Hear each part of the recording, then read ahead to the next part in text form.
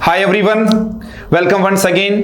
This is Mahesh Yadav here और एक बार फिर से आपका हार्दिक स्वागत, अभिनंदन और इस्तकबाल करता हूं आपके अपने फेवरेट प्लेटफॉर्म स्टडी अड्डा पे। दोस्तों, एक थोड़े से लंबे अंतराल के बाद हमारा मिलना हुआ, cause my uncle is no more. उसके कारण मुझे परिवार में थोड़ा वक्त देना पड़ा, थोड़ा सा डिस्टर्बेंस भी हुआ, रेगुलर वीडियोस नहीं आ पाए, लेकिन कोई बात नहीं, फिर से मैं हाजिर हो चुका हूं। फर्स्ट ऑफ ऑल, कैसे हैं आप सब लोग? होपफुली आप सब लोग वेल एंड गुड होंगे, सेफ एंड साउंड होंगे, हेल एंड हार्टी होंगे।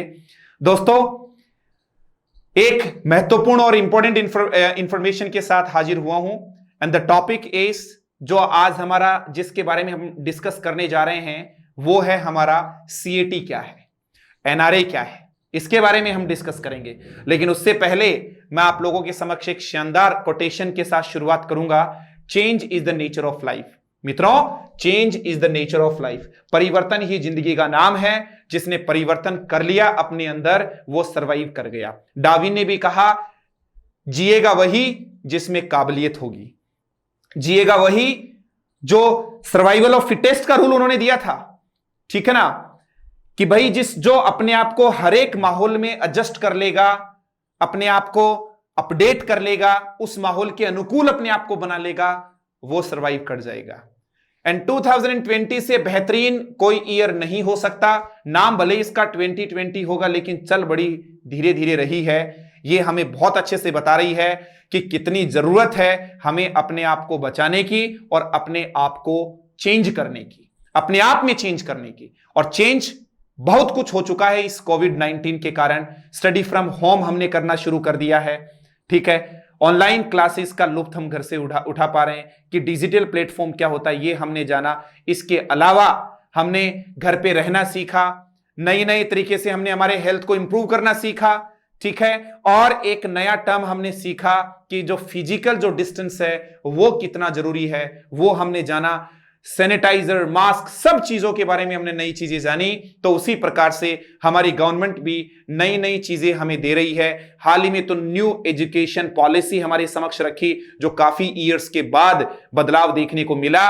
और अब जो आपने 19 अगस्त 2020, ठीक है, अगस्त 19 को हमारे समक्ष एक नया टेस्ट लागू करने का, एक नई एजेंसी को सेटअप करने की गवर्नमेंट ने अप्रूवल दे दिया, जिसका नाम है मित्रों NRA। तो शुरू करते हैं बिना समय गवाएं। अंत तक देखना विद्यार्थियों। इस वीडियो के माध्यम से मैं वो तमाम क्वेश्चंस उठा के लाया हूं जिनके आंसर्स की आपको नीड है या जिनके आंसर्स को आप तलाश कर रहे हैं। आइए, सबसे पहले what is NRA and CET। ये NRA और CET है क्या दोस्तों? आप इसके लिए तो पहले ये टर्म जानिए कि ये जो NRA है ये क्या है, ये आपका CET ये क्या, इन दोनों टर्म्स को तो पहले जाने। NRA दोस्तों एक एजेंसी का नाम है और CET एक टेस्ट का नाम है। याद रखिए मित्रों, NRA एक एजेंसी है, वो एजेंसी जिस टेस्ट को लेगी उसका नाम CET है, ठीक है। जैसे NTA एक क्या है, एक आपकी एजेंसी है, ठीक है ना। और उसमें था ना नेशनल टेस्टिंग एजेंसी, ठीक है ना। तो वहां पर आपने देखा उस NTA जो है वो UGC नेट का एक एग्जाम करवाता, और भी एग्जाम करवाते हैं लेकिन कहने का बात है, ठीक है। NTA जैसे JEE वाले आदि प्रकार के, तो आपने देखा कि NTA वो एक एजेंसी है। वैसे यहां पर कौन सी एजेंसी है मित्रों? NRA एक एजेंसी है जो कौन सा टेस्ट करवाएगी? CET करवाएगी, ठीक है दोस्तों। NRA है क्या? नेशनल रिक्रूटमेंट एजेंसी आपको यहां देखने को मिल रहा है। और CET क्या है? कॉमन एलिजिबिलिटी टेस्ट है मित्रों, ठीक है। आगे चलिए, तो NRA जहां पर नाम आएगा, एक बोर्ड है, एक एजेंसी है, और CET ये बोर्ड जिस टेस्ट को लेगा वो CET है। आगे चलिए, on August 19, 2020 the cabinet has approved setting up a national recruitment agency to conduct common eligibility test। Common eligibility test को कंडक्ट करवाने के लिए हमारी गवर्नमेंट ने 19 अगस्त 2020 को अप्रूवल दे दिया कि क्या सेटअप कर लिया जाए, नेशनल रिक्रूटमेंट एजेंसी को आप सेटअप कर लीजिएगा, स्थापित कर दीजिएगा। This will bring a reform in the recruitment process for central government jobs. ये जो चीज है ये क्या लेकर आएगी? रिफॉर्म लेकर आएगी मित्रों, सुधार लेकर आएगी किसके अंतर्गत? जो रिक्रूटमेंट प्रोसेस होता है, जितने भी सेंट्रल गवर्नमेंट जॉब्स हैं उनके रिक्रूटमेंट प्रोसेस में ये काफी ज्यादा रिफॉर्म लेकर आएगी, सुधार लेकर आएगी। पहले बहुत सारी प्रॉब्लम्स हुआ करती थी कि वहां पर साहब पेपर में धांधली आदि हमने सुना है, एसएससी स्कैम जो हाल ही में काफी सुर्खियों में रहा, पेपर लीक हो जाना और भी कई प्रकार की प्रॉब्लम्स थी, रिजल्ट का डिले हो जाना क्योंकि अलग अलग जगह पर वेट करते थे, कभी कौन सा बोर्ड निकाल रहा है, कभी कौन सा नहीं निकाल रहा है, किससे बात करें, कोई प्रॉब्लम है तो। इन सभी प्रकार की जो प्रॉब्लम्स थी उनको रिजॉल्व करने के लिए गवर्नमेंट ने फाइनली एनआरए नाम की एक एजेंसी को सेटअप करने का अप्रूवल दे दिया है, ठीक है। और ये एनआरए जो है नेशनल रिक्रूटमेंट एजेंसी है, ये CET common eligibility test conduct करवाएगी। किसके लिए? आपके जितने भी सेंट्रल गवर्नमेंट जो जॉब्स हैं उनके रिक्रूटमेंट्स के लिए।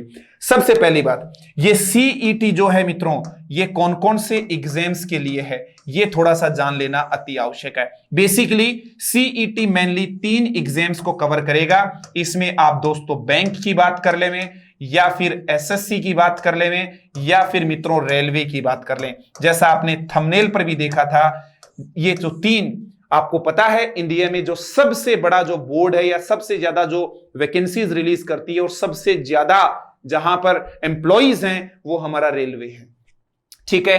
काफी बड़ी वैकेंसी रिलीज करता है, तो रेलवे देख लो, बैंक देख लो, एसएससी देख लो मित्रों। इन तीनों एग्जामिनेशंस का जो प्री का जो टेस्ट हुआ करता था वो प्री का टेस्ट अब सीईटी के नाम से जाना जाएगा। पहले हम प्रीलिम्स की बात करें तो बैंक का अलग दिया करते थे, एसएससी का अलग दिया करते थे, रेलवे का अलग दिया करते थे। कई बार तो ऐसा भी क्लैशेस हो जाया करता था कि सेम डे आईबीपीएस बैंक का प्री भी है, ठीक है, और एसएससी का प्री भी है, या फिर रेलवे और एसएससी का मिक्स हो जाता था। तो समस्या आ जाती थी स्टूडेंट्स के सामने कि किसको तो ऑप्ट करूं, किसको मैं लीव करूं, किसको छोड़ूं और किसको मैं एग्जाम देने जाऊं। कई बार यह समस्या आ जाती थी, ठीक है, कि अब एसएससी और रेलवे का जब लगभग मान लीजिएगा कि सिलेबस सेम है तो मैं अलग अलग प्री का टेस्ट क्यों दूं। तो गवर्नमेंट ने कहा कि चाहे बैंक होए, चाहे एसएससी होए, चाहे रेलवे हुए, इन तीनों प्रकार की जो एग्जामिनेशंस हैं, इनमें कितनी भी भर्तियां जो निकलती होंगी उन सब का जो प्री टेस्ट होगा आगे से सीईटी के नाम से जाना जाएगा। ये कितना इसेंशियल है, पूरा वीडियो वॉच करने के बाद में आप लोगों को पता चल जाएगा कि कितनी आवश्यकता थी इस टेस्ट की। और फाइनली गवर्नमेंट ने स्टूडेंट्स को ध्यान में रखते हुए इस ओर ध्यान दिया। दोस्तों ध्यान दीजिएगा, लगभग 2.5 से 3 करोड़ के लगभग स्टूडेंट्स जो हैं वो एवरी ईयर एग्जाम में अपीयर होते हैं, किसी ना किसी एग्जाम में, ठीक है, चाहे वो स्टेट की हो या फिर आपकी कोई सेंट्रल की हो। सबको मिला के प्री के अंदर लगभग 2.5 से 3 करोड़ स्टूडेंट्स पार्टिसिपेट करते हैं, अपीयर होते हैं एग्जामिनेशन में। अब आप देख लीजिएगा दोस्तों कि 2.5 से 3 करोड़ का आंकड़ा कितना ज्यादा होता है, कितने स्टूडेंट्स को प्रॉब्लम होती होगी, उनकी कितनी भागदौड़ होती है, अलग अलग फॉर्म्स को फिल करने के लिए कितना पैसा उनका जाया जाता है, ठीक है, ट्रांसपोर्ट में इधर उधर धक्के खाते रहते हैं, कितना एक्सपेंसिव हो जाता है। मान लीजिएगा एक दिल्ली का स्टूडेंट है, उसका सेंटर कहीं पर केरला डाल दिया, जयपुर का स्टूडेंट असम एग्जाम देने जा रहा है, तो बहुत ज्यादा प्रॉब्लम है। और हमारे जो दिव्यांग साथी हैं, जो विकलांग है, उनके लिए तो काफी ज्यादा समस्या आ जाती थी। तो प्री के लिए अब कोई झंझट नहीं है, आपके ही डिस्ट्रिक्ट लेवल के ऊपर लगभग आपको आपकी एक नियरेस्ट जो आपकी डिस्टेंस होगी वहां पर मैक्सिमम आपको डिस्ट्रिक्ट हेडक्वार्टर पर जाना पड़ सकता है, वहां पर तो कोई ना कोई आपको इसका सेंटर सीईटी का मिल ही जाएगा। तो इसमें फंड भी बचेगा, टाइम भी बचेगा, आपकी प्रिपरेशन में जो एनर्जी वेस्ट कर रहे थे कि यार इस बार तो रेलवे का प्री आ रहा है तो इसमें लग जाओ, एसएससी का तो फिर एसएससी में लग रहा हो, तो स्टूडेंट बड़ा ही बेफल्ड हो जाता था, कंफ्यूज्ड हो जाता था। अब होने की जरूरत नहीं है, ठीक है। कॉमन एलिजिबिलिटी टेस्ट है क्या, अब इसके बारे में अपन जानकारी देंगे। सीईटी, ठीक है, CET would be conducted as a single recruitment qualifying examination. आपने बता दिया कि आपने देखा सिंगल रिक्रूटमेंट क्वालिफाइंग एक एग्जामिनेशन टेस्ट है। ये सिंगल ही तो हुआ, बैंक, एसएससी और रेलवे के लिए एक ही टेस्ट देना पड़ेगा for all the non gadget government job के लिए, ठीक है, जॉब्स करना मित्रों, ठीक है, all the non gadget government jobs, जितनी भी नॉन गैजेट वाली, दोस्तों गैजेट वाली नहीं, नॉन गैजेट वाली। अब कौन सी गैजेट में आती है, कौन सी नॉन गैजेट में आएंगी, अभी मैं आप लोगों को बताऊंगा। ध्यान देना, ऐसे नहीं कि सभी की सभी एग्जाम्स बैंक, एसएससी और रेलवे की आ जाएंगी, केवल नॉन गैजेट के जितने भी पोस्ट्स आएंगे वो इसमें आएंगे। It was propose by the finance minister in the union budget 2020, 2020 का जो एनुअल जो वार्षिक बजट था उसके अंदर हमारे जो फिनेंस मिनिस्टर हैं निर्मला सीतारमण, उन्होंने इसको प्रपोज किया था कि इस प्रकार का प्रोग्राम हम लॉन्च करेंगे। आगे चलिए। उसके बाद में टाइप्स ऑफ जॉब। अब बात आ गई कि जो गैजेट और नॉन गैजेट वाले दो प्रकार के जॉब होते हैं। मित्रों ध्यान दीजिएगा, गैजेट वाले जॉब्स कौन से होते हैं और नॉन गैजेट वाले कौन से होते हैं। आपने लगभग नाम सुना होगा, grade A, grade B, grade C, grade D के एग्जाम्स का तो नाम सुना होगा। दोस्तों जो ग्रेड उनको मिला है वो ग्रेड उनकी कार्यशैली, उनको दिए जाने वाले राइट्स, उनका पेमेंट, उनको सुविधाएं, उन सब के आधार पर दिया है। दोस्तों जो सरकार का जो प्रपत्र होता है, गैजेट होता है, उस गैजेट में जो उल्लेख होता है या जो गैजेट में जो प्रकाशित होते हैं वे तमाम जॉब्स कौन से होंगे, गैजेट वाले जॉब होंगे। और इनको अपॉइंटिंग जो अथॉरिटी होती है सेंटर में वो कौन करेगा, राष्ट्रपति उनको जो प्रपत्र देता है। गैजेट आपने नाम सुना होगा, गैजेटेड ऑफिसर है। आपको कोई भी फॉर्म आदि अप्लाई करने जाते हो तो उसको आपको उसकी सत्यापित या प्रमाणित प्रति करने के लिए किसी गैजेटेड ऑफिसर की आपको स्टैंप या मोहर लगवानी होती है, उनके सिग्नेचर करवाने होते हैं। तो वो जो गैजेट या फिर आप उनको अटेस्ट करने का जो राइट है वो उनको मिलता है। तो ये एक विशेष अधिकार को रखने वाली अधिकारी नहीं, इनके ऊपर रिस्पॉन्सिबिलिटी भी उसी प्रकार की होती है। मित्रों याद रखना। तो आपने क्या देखा, गैजेट जो प्रपत्र जिनके पास गैजेटेड ऑफिसर वही कहलाते हैं। जो आपने देखा है कि जो गवर्नमेंट का जो गैजेट होता है, जो प्रपत्र होता है, उसके अंतर्गत जिनका उल्लेख होता है वो गैजेटेड होंगे। और जो नॉन गैजेटेड जो जॉब्स होते हैं वो कौन से होते हैं, ध्यान देना दोस्तों। ग्रेड भी देख सकते हैं, आपने देखा है group A, group B, group C और ग्रुप डी। ध्यान देना, ग्रुप डी का एग्जाम है कि ग्रुप सी का है, ग्रुप बी है। जितने भी ग्रुप ए के एग्जाम्स हैं वो सब के सब गैजेटेड में आएंगे। आपने सुना होगा जितनी भी सिविल सर्विसेज के एग्जाम्स हैं आदि, ये सब इसी में आनी है। इनको विशेष राइट्स भी हैं तो भाई रिस्पॉन्सिबिलिटी भी उसी में है। इसके अलावा जितने भी आपने आपके ऑफिस, आपके जितने भी प्रोफेसर आदि हैं वो भी इसमें आएंगे। हमारे जो भी साइंटिस्ट हैं, चाहे वो इसरो के हो, डीआरडीओ के हो, वो भी सब इसी में आने वाले हैं। ठीक है। बी ग्रेड के कुछ जॉब्स इधर आएंगे और ग्रुप डी बी के कुछ इधर आएंगे, और सी और डी तो पूरा का पूरा ही नॉन गैजेट वाले आते हैं। ठीक है, ये एक लिस्ट है, आप इसको देख लेना कि ग्रुप ए में कौन से आने वाले हैं, ग्रुप बी के तो गैजेट वाले। ठीक है, तो इसमें आईएएस, आईपीएस, आईएफएस, आईआरएस ये सब के सब इसके अंतर्गत आ गए हैं। इसके अलावा जितने भी आप प्रिंसिपल्स हैं, faculty members of government colleges, doctors, engineers, drug controller हैं, मैजिस्ट्रेट हैं and above in judicial services, ये सब के सब इसके अंतर्गत आ गए हैं। ग्रुप बी में आपने देख लिया है, कौन सा देखा, जितने भी डॉक्टर्स हैं वो स्टेट गवर्नमेंट सर्विस के हो, ड्रग्स इंस्पेक्टर्स हो, एसडीओ, बीडीओ, डीवाईएसपी, तहसीलदार एटसेट्रा, ये सब इसमें आ जाएंगे। ठीक है, आईएएडी, एएओ, कैग वाले, ठीक है, ये सब के सब इसमें, अकाउंट्स एंड फाइनेंस सर्विस वाले, ये सब ग्रुप ए और ग्रुप बी में आएंगे। ये गैजेटेड पोस्ट होती हैं। नॉन गैजेट वाले में ग्रुप बी उधर भी और ग्रुप बी के कुछ पोस्ट इसमें भी आ जाएंगी। ठीक है, जैसे ऑफिसर असिस्टेंट है, सीनियर स्टेनोग्राफर है, गवर्नमेंट स्कूल टीचर्स हैं, पुलिस इंस्पेक्टर है, सब इंस्पेक्टर है, ठीक है, फोरमैन है, सेंट्रल एक्साइज, कस्टम्स, ये सब आ गए हैं। सी में हेड क्लर्क्स है, क्लर्क वाले हैं, असिस्टेंट्स हैं, typist, stenographer, tax assistant, telephone operator, सब आ गए हैं। डी में पीएन है, पीएन के अलावा टेंडर है, गार्डनर है, ड्राइवर है, स्टूडेंट ग्रेड 3 है, ये सब के सब ग्रुप डी में आते हैं। तो आज आपको यह भी तो पता चला कि कौन से गैजेटेड जॉब्स होते हैं, कौन से नॉन गैजेटेड जॉब्स होते हैं। और गैजेटेड में भी देखा जाए तो ग्रुप ए और आपने देखा ग्रुप बी के कुछ जॉब्स इस टेस्ट में इंक्लूड नहीं है, केवल नॉन गैजेटेड जॉब्स के लिए हैं। यह बात आप ध्यान दे लेना, इसीलिए मैंने यहां पर आपके समक्ष यह बात रखी है। विशेष ध्यान आप लोगों को देना है मित्रों। ठीक है, यह जो सीईटी है ये केवल नॉन गैजेट गवर्नमेंट जॉब्स के लिए है, गैजेटेड के लिए नहीं है। ये इसलिए मुझे यहां पर बताना पड़ा। सीईटी है क्या? अब सीईटी को समझाने का वक्त आ गया है और बिल्कुल छोटी तरीके से आप लोगों के समक्ष इस बात को रखूंगा। सीईटी एक ही पोर्टल पर अप्लाई करना है, अलग अलग पोर्टल पर नहीं जाना। पहले बैंक के पोर्टल पर जाके बैंक का फॉर्म अप्लाई किया करते थे, एसएससी के पोर्टल पर जाके एसएससी के लिए अप्लाई किया करते थे, रेलवे के लिए जाते थे तो रेलवे के लिए, कई बार स्टेट्स के लिए भी जाते, अलग अलग पोर्टल पे जाके हमें अलग अलग जो भी वैकेंसी रिलीज होती थी उसके लिए फॉर्म अप्लाई करना पड़ता था। अब एक ही पोर्टल है, एक ही प्रिपरेशन है, तैयारी भी एक है मित्रों। पहले एसएससी प्री आ गया तो प्री के लिए जुड़ जाते थे, रेलवे में जाते तो कुछ सिलेबस उसमें एक्स्ट्रा ऐड हो जाता था या फिर उसमें से कुछ कम कर दिया जाता था, तो आपको बड़ी टेंशन हो जाया करती थी। एक ही बार फीस भी दोस्तों एक ही बार देनी पड़ेगी, वरना पहले अलग अलग आप फॉर्म अलग अलग अप्लाई करोगे तो फी भी अलग अलग देनी पड़ेगी, और एक ही बार मेहनत। दोस्तों एक ही पोर्टल पर अप्लाई करना है, एक ही प्रिपरेशन है, एक ही बार फीस देनी है और एक ही बार मेहनत करनी है। आगे चलिए, यही सीईटी है। अब कुछ महत्वपूर्ण डेटा आप लोगों के समक्ष लेकर आया हूं। इंप्लीमेंटेशन, आपके क्वेश्चंस और मैं आंसर देने के लिए हाजिर हूं। इंप्लीमेंटेशन, सर ये लागू कब होगा? क्या कल से ही लागू हो जाएगा, या हो चुका है लागू, या अभी जो हमने कोई फॉर्म भर रखे हैं क्या उनमें ये अप्लाई होगा? नहीं होगा। ये आप देख सकते हैं फ्रॉम 2021।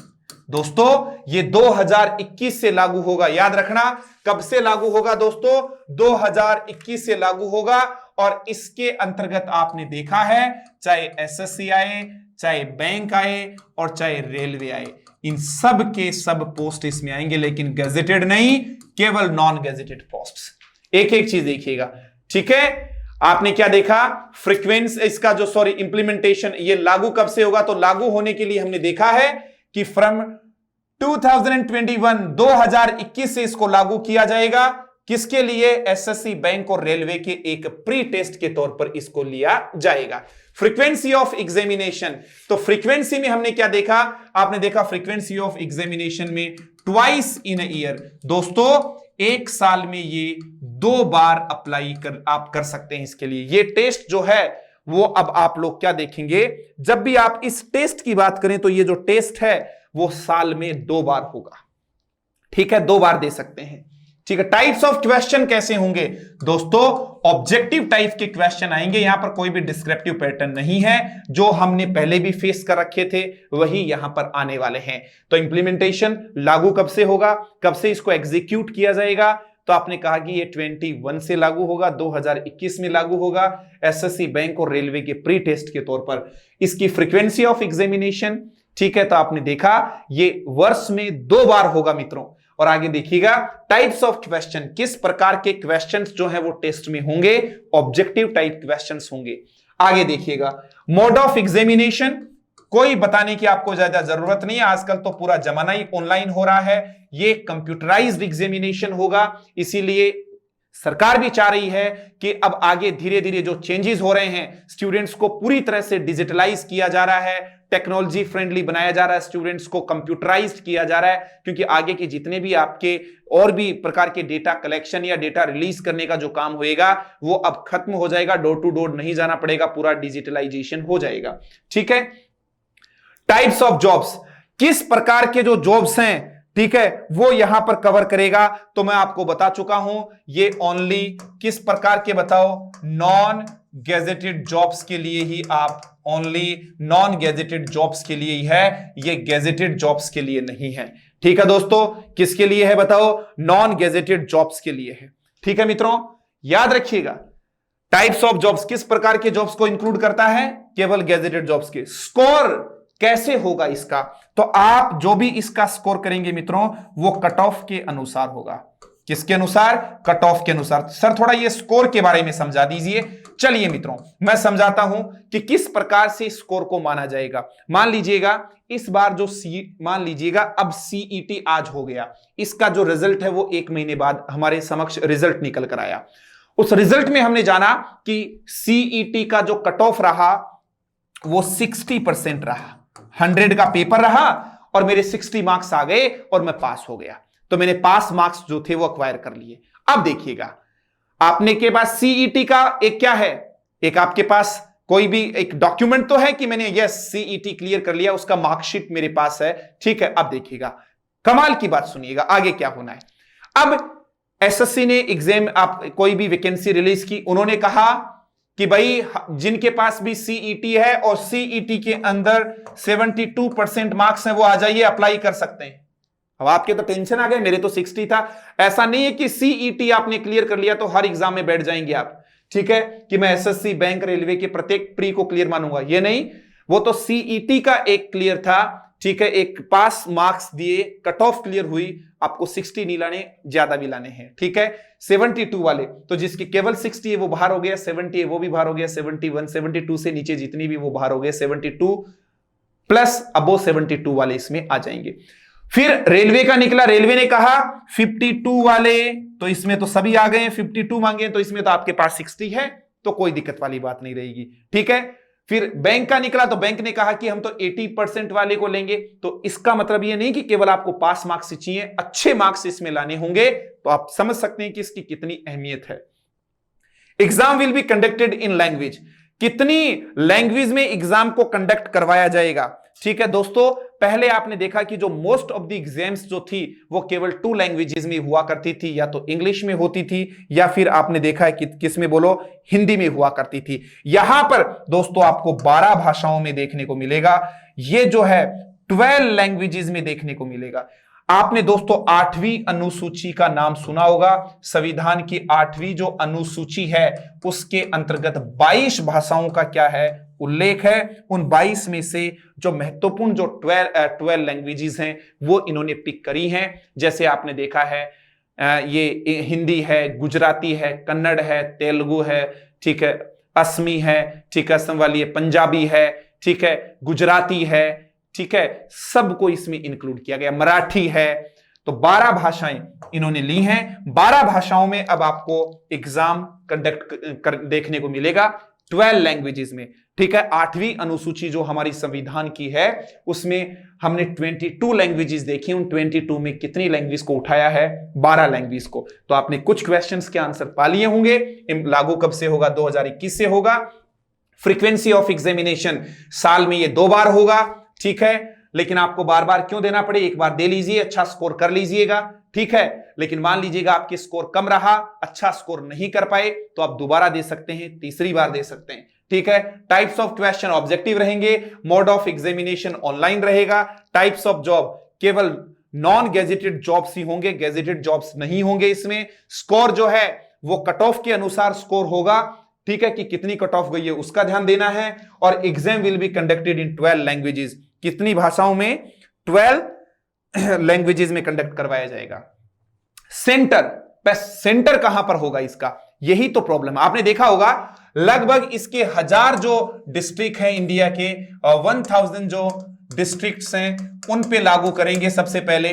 और अब 1000 डिस्ट्रिक्ट्स की बात करी है गवर्नमेंट ने, तो आप ये कह सकते हैं कि लगभग, मैं वॉकिंग डिस्टेंस तो नहीं बोलूंगा, लेकिन आपके ज्यादा मैक्सिमम आपको जाना पड़ेगा तो आपके डिस्ट्रिक्ट हेडक्वार्टर तक जाना पड़ेगा, जो लगभग देखा जाए तो 100 200 मैक्सिमम 300 मैक्सिमम आप होगा। पहले आप लगभग 700 800 900 किलोमीटर दूर जाया करते थे, अब 100 200 किलोमीटर के अंदर ही काम आपका निकल जाएगा। मॉर्निंग में गए, एग्जाम दिया, इवनिंग में वापस आ जाएंगे, वरना पहले आपको 2 दिन पहले जाना होता, फिर वहां पर होटल बुक करवाओ, रुको, बहुत सारी प्रॉब्लम्स थी। तो आपको 1000 डिस्ट्रिक्ट्स को इसमें सबसे पहले क्या किया गया है, ये इनके सेंटर्स बनाएंगे। तो अब आप देख सकते हैं मैक्सिमम आपको डिस्ट्रिक्ट लेवल पर होगा, ठीक है। एनी प्रॉब्लम, आगे चलिएगा। इसकी वैलिडिटी कितने दिन तक रहेगी, मान लीजिएगा मैंने मार्च 2021 में मेरे पास सीईटी का एग्जाम हुआ, मैंने सीईटी पास कर लिया, तो वो मार्च 2022, मार्च 2023, मार्च 2024 बोले तो 3 इयर्स तक वो वैलिड रहेगा। कितने इयर्स तक, 3 इयर्स तक वैलिड रहेगा, ठीक है। अब सुनिए सरकार, आप सर क्या मुझे एक ही बार देना, क्यों, आप यदि स्कोर बूस्ट करना चाहें कि यार मेरे स्कोर कम है, तो अब आपको मान लीजिएगा आपने मार्च की बजाय फिर 6 महीने के, ये इन अ ईयर 2 टाइम्स होगा, तो मार्च में हो गया तो फिफिर अप्रैल मई जून जुलाई अगस्त सितंबर, मान लो एक मार्च में हुआ, एक सितंबर या अक्टूबर में हुआ, आप अक्टूबर में फिर बैठ गए। पहले वाली में आपके 69% बने और दूसरे वाली में 75, तो आपके जो हाईएस्ट मार्क्स हैं उस वाली मार्कशीट को आप वहां लगाएं, यही मान्य होगी, ये मान्य नहीं होगी, ठीक है। कम आ गए तो नेक्स्ट में चिंता ना करें, फिर वही मान्य होगी, ठीक है। तो आपके जो मैक्सिमम मार्क वाली, जो हाईएस्ट मार्क्स वाली है, वही माने होगी। अटेम्प्ट्स की जो लिमिट है वो क्या है मित्रों, तो आप कह सकते हैं इन्फिनिट है, या फिर आपने मैथ्स में एक नाम सुना होगा, n नंबर ऑफ टाइम्स तक आप जा सकते हैं, n नंबर्स ऑफ टाइम्स तक जा सकते हैं, बोले तो कोई लिमिट फिक्स नहीं है।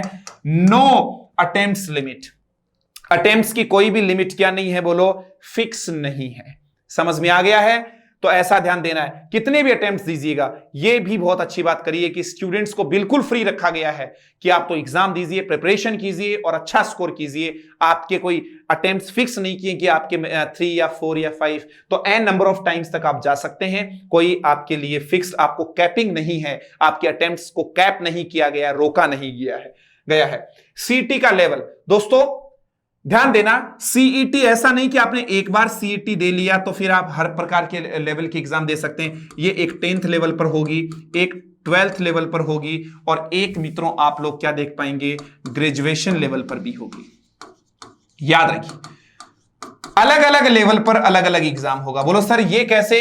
आपने तो कहा था कि सीईटी एक की टेस्ट है, तो एक बात बताइए, आप इसको यूं समझिए, आप एमटीएस का देने जाते, मान लो एमटीएस में प्री और मेंस हो, तो आप एमटीएस का प्री देने से क्या सीजीएल का प्री क्लियर मान लोगे क्या? या एमटीएस का प्री देने से 10+2 का प्री मान लोगे क्या?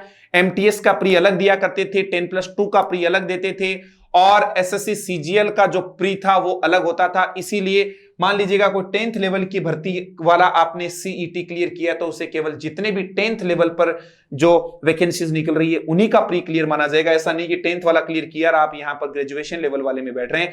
हर लेवल का अलग अलग लेवल की एग्जाम का अलग अलग आपको क्लियर करना पड़ेगा। तीनों क्लियर कर रखा है तो आप तीनों लेवल में बैठ जाइए। ये रही बात। आगे देखिएगा, हेल्पलाइन पोर्टल।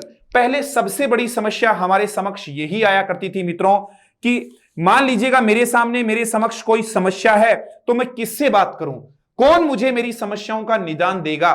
ठीक है, कोई पर्टिकुलर हमारे पास पोर्टल नहीं हुआ करता था।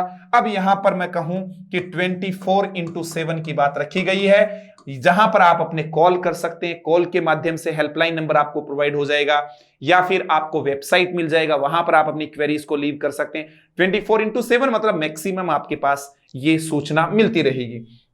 स्टैंडर्ड सिलेबस होगा।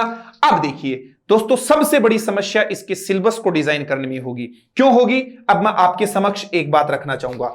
यदि आप बैंक का एग्जामिनेशन देने जा रहे हैं तो बैंक में आप लोगों को इंग्लिश पढ़ना पड़ता है, मैथ्स पढ़ना पड़ता है, आपको रीजनिंग पढ़ना पड़ता है, या फिर करंट अफेयर्स आप लोग पढ़ लेते हैं बैंकिंग वाला।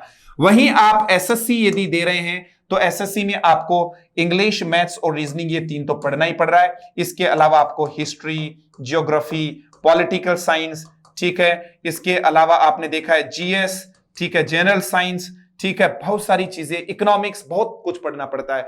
तो यहां पर यह आ गया। कुछ जगह मुझे मान लीजिएगा इंग्लिश नहीं पढ़ना पड़ रहा है, मुझे हिंदी को स्टडी करना पड़ रहा है, तो बड़ी समस्या थी अलग अलग प्रकार से। अब क्या कर दिया है, सीईटी का तो कॉमन टेस्ट होगा, एक ही प्रकार का सिलेबस डिजाइन होगा, तो बड़ा ध्यानपूर्वक, क्योंकि एक और समस्या है, मैथ्स डाल दिया मान लीजिएगा तो बैंक के अंदर वाला जो मैथ्स है वो आपने देखा है कि कैलकुलेशन वाला है, और एसएससी वाला जो है वो कैलकुलेशन बेस्ड ऑन नहीं है। ये समस्या आ गई। बैंक का जहां इंग्लिश आता है वो वर्बल सेक्शन ज्यादा आता है, एसएससी वाले में ग्रामर ज्यादा आता है, तो इसका सिलेबस डिजाइन करने में बहुत बड़ी समस्या आएगी। ये एक सबसे बड़ा मेजर चैलेंज रहेगा बनाने वालों के सामने, क्योंकि यहां पर सभी स्टूडेंट्स को क्या करना है, बराबर लेके चलना है ताकि हर एक लेवल की पूर्ति हो जाए। हां, कोई आपको कहे कि इसका सिलेबस रिलीज हो चुका है तो बकवास बात है, अभी कोई भी ऑथेंटिक इंफॉर्मेशन नहीं आई है। अभी हमारे सामने एक प्रपोजल रखा है कि आपके सुझाव का भी वेलकम है, आप भी आपके जो सजेशंस हैं वो हमें दे सकते हैं, वेलकम है। ठीक है, तो अभी कोई भी स्टैंडर्ड सिलेबस हमारे समक्ष नहीं आया है। ठीक है, एज क्या सर, पहले जो हमारे को एज में रिलैक्सेशन मिला करता था, जैसे कुछ को 27 से 30 हुआ करता था, ठीक है, 27 से 30 के बीच में, या कोई 33 के बीच में, या कोई 35 होगा, 36, जो पहले आपको एज का जो रिलैक्सेशन मिला करता था, जो कैटेगरी वाइज, ठीक है, वो रिलैक्सेशन आपको कैटेगरी वाइज मिलता रहेगा। उसमें किसी भी प्रकार की कोई कैपिंग नहीं है, आपको सब कुछ मिलेगा, इसमें चिंता करने की कोई भी बात नहीं है।